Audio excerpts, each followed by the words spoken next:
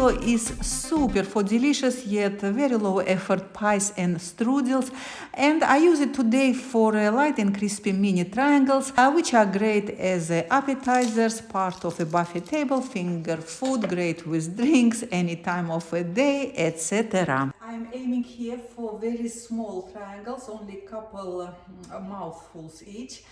So I want them to taste intense. So I'm not using lots of potatoes here, but a good amount of olives, which I leave whole, and the chorizo, which I chop in small pieces. Olives, of course, are without stones, and I do not chop them, but use them as they are. We would need a mix of olive oil and water. And also I beat some egg to use it at the very end.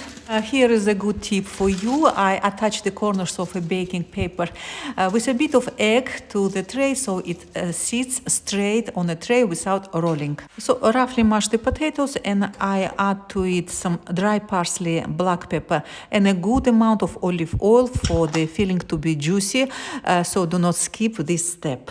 The main thing to keep in mind when working with phyllo is to keep it covered at all times. Just with the kitchen towel, as it dries out really quickly. So I have about 30 centimeters wide piece of phyllo here. I just cut it into 4 strips. Of course, you can cut it in 3.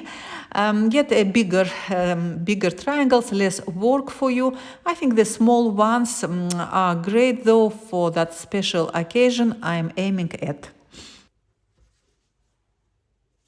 1 piece of phyllo per triangle, a good teaspoon of potato filling, a piece of chorizo and an olive. So it's quite easy to neatly wrap them and then generously cover them with oil and water mix.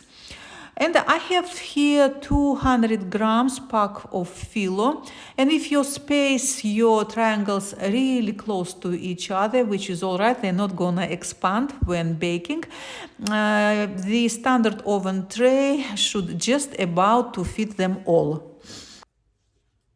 Of course, these triangles are nicer when you serve them hot, but the handy thing here that you can wrap them a good few hours before you need them and bake them literally a very last moment. They would take about 25-30 minutes at 180.